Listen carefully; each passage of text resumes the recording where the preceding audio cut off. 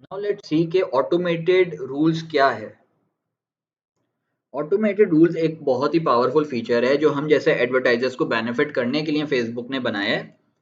And इससे ये होता है कि हमें पता है कि यार हम लोगों ने, जैसे कि मैं एट अ टाइम 15 क्लाइंट्स के अकाउंट्स देख रहा हूँ।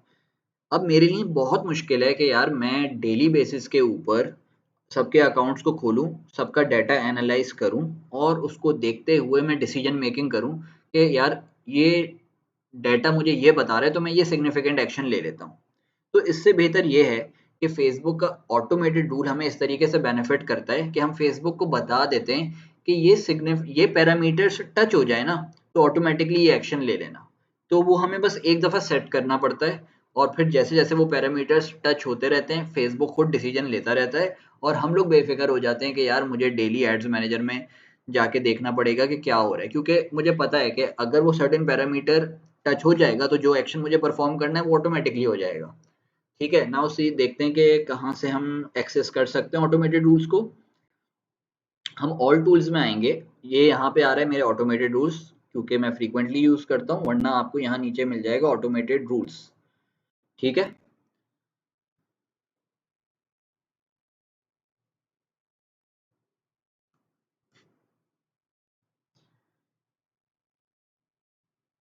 Create rule.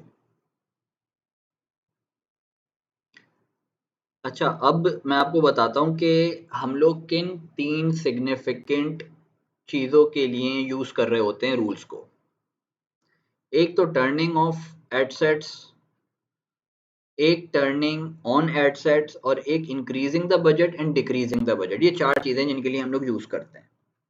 और मैं कंडीशंस आपके पास यहाँ पे फेसबुक ने ना बहुत दी हुई हैं, जैसे कि apply rule to all active ad sets, action turn off ad sets.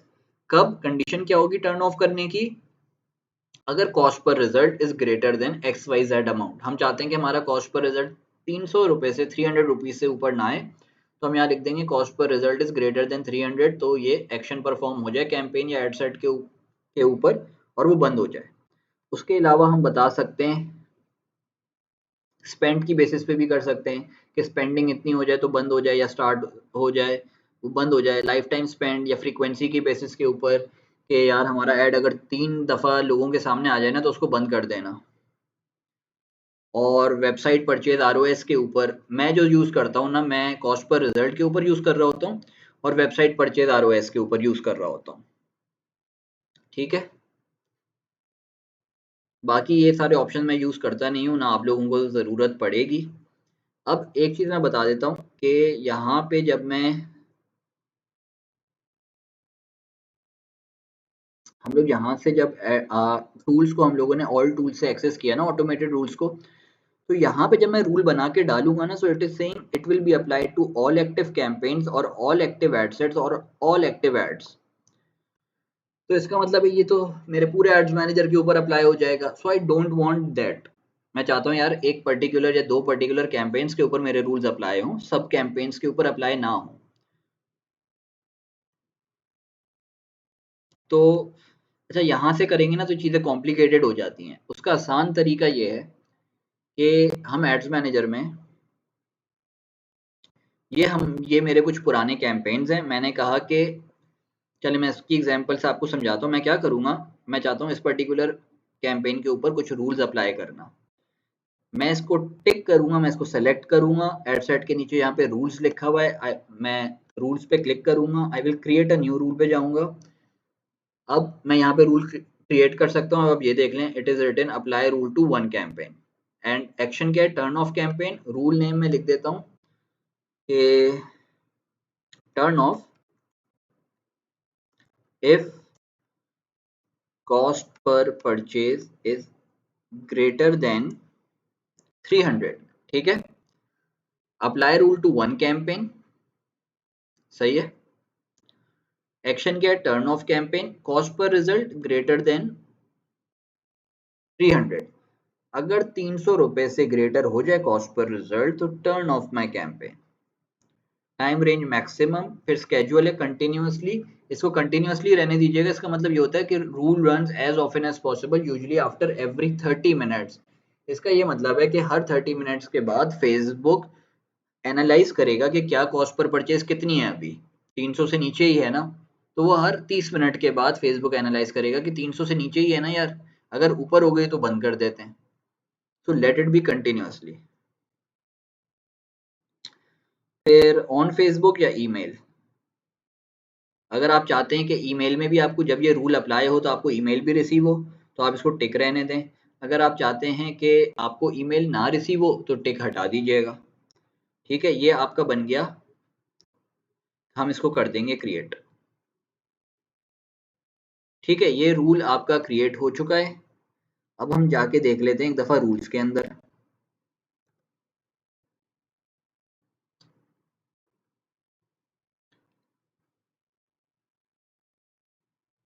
ठीक है, देखें, cost per purchase greater than 300, ये रूल हमारा अप्लाई हो गया है अभी यहाँ पे।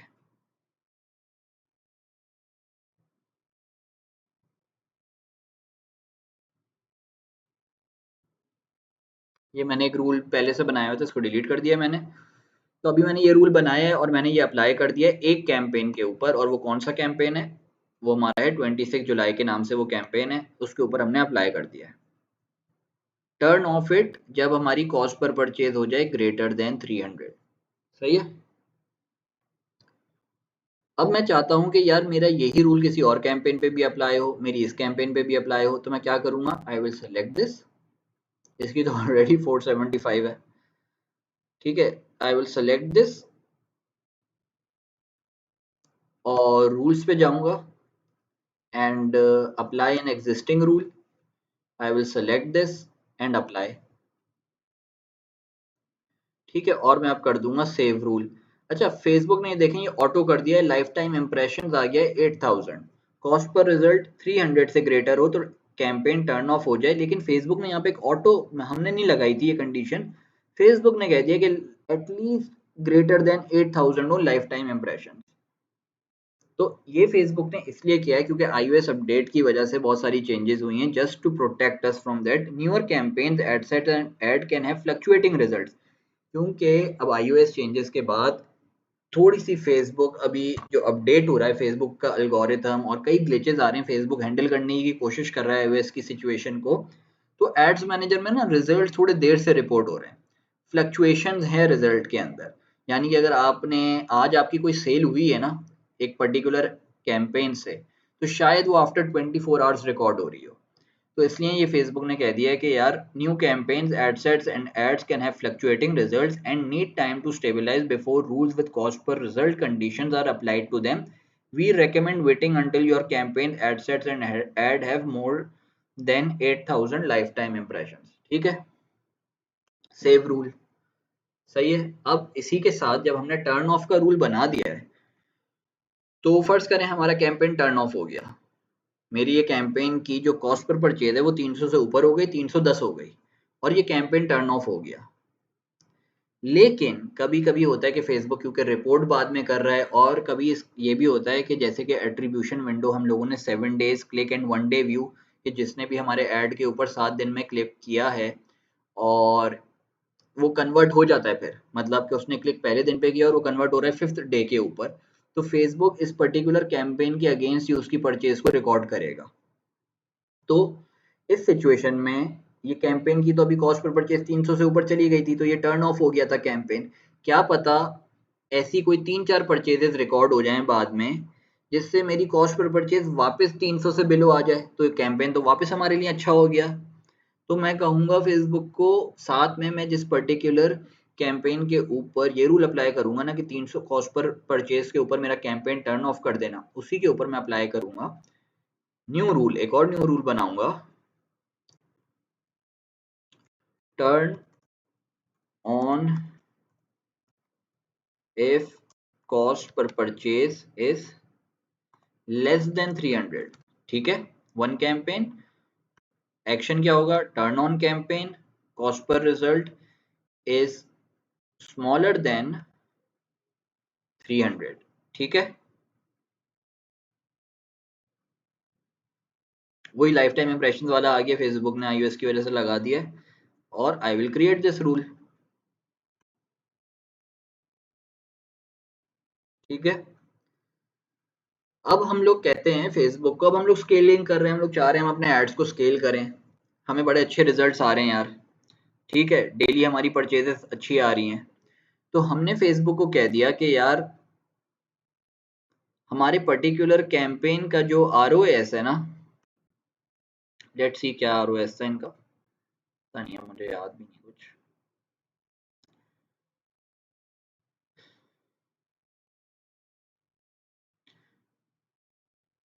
बड़ा कोई पुअर ROAS चल रहा था वैसे, खैर 4.74 चल रहा था ROAS, ठीक है। अब मैंने कह दिया फेसबुक को, एक और हम रूल क्रिएट कर रहे हैं, create a new rule.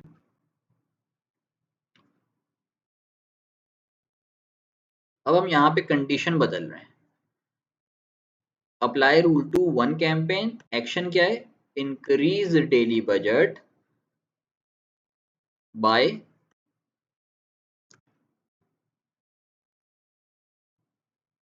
Bye 20%। और हम रुपीज में भी करके बता सकते हैं कि भाई डेली इतना इंक्रीज करना, वरना हमने उसको बजट बता दिया कि 20% से इंक्रीज करना। और एक्शन फ्रीक्वेंसी आप बार बार चेक करना, वंस एवरी 12 आवर्स, ठीक है।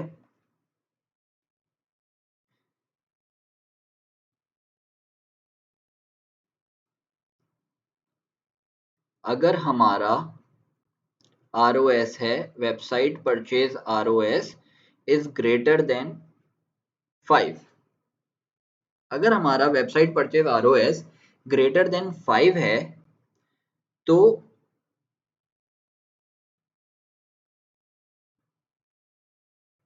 इसको वंस डेली कर लेते हैं कि अगर हमारा website purchase ROS is greater then 5, तो ये रूल अप्लाई हो जाए,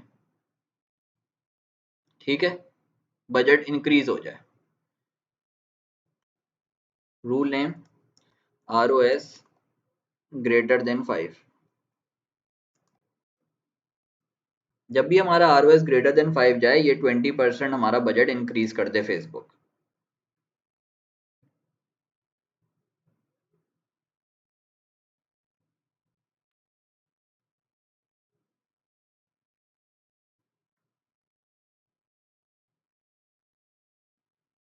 सही है।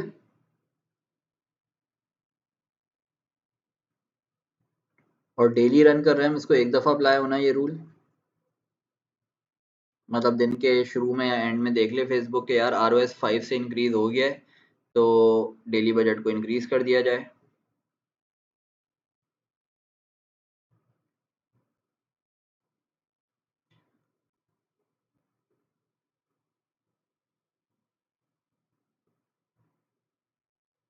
वन कैंपेन पे अप्लाई हो जाए, मैक्सिमम डेली बजट कैप के मतलब डेली कितने से इंक्रीज करना है बजट, मैक्सिमम मतलब कि 2 दफा ना इंक्रीज हो जाए, तो हम लोग डेली बजट कैप इंक्रीज रख देते हैं, जो भी रखना है हमने, 50 रुपीज आई गेस, ठीक है।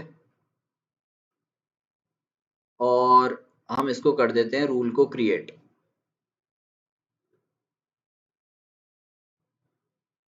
सिमिलरली हम कर देंगे decrease daily budget by this percentage, अगर हमारा ROS ड्रॉप होकर इतना हो जाए, और रूल को कर देंगे क्रिएट। तो ये है रूल्स का, और ज़्यादा कुछ है नहीं रूल्स का। और हम लोग रूल्स में टाइमिंग भी सेट कर सकते हैं, ये देखें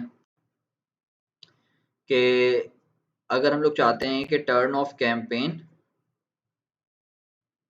कैंपेन को टर्न ऑफ कोई रूल नहीं अप्लाई हो, लेकिन हम चाहते हैं कि हमारा कैंपेन एक कुछ पर्टिकुलर टाइमिंग के ऊपर चले, तो हम क्या करेंगे, टर्न ऑफ कैंपेन करेंगे, रूल्स को कंडीशंस को हटा देंगे, और कस्टम के ऊपर जाएंगे और सेलेक्ट कर लेंगे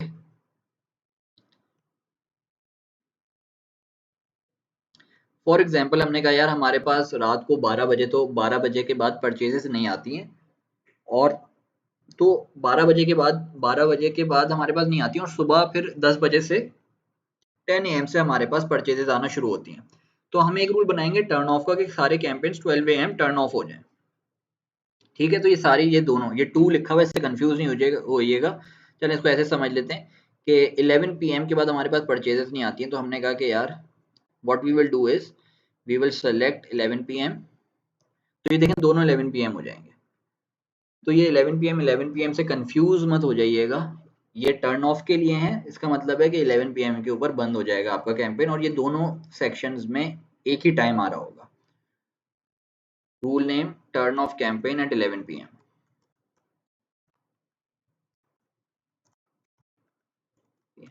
सही है। और ये सब बनाने के बाद हम कर देंगे इसको क्रिएट, सबको 11 PM करके हम इसको कर देंगे क्रिएट।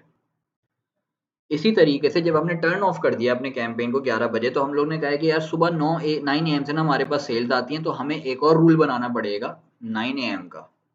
इसमें हम लिखेंगे turn on campaign at 9 AM।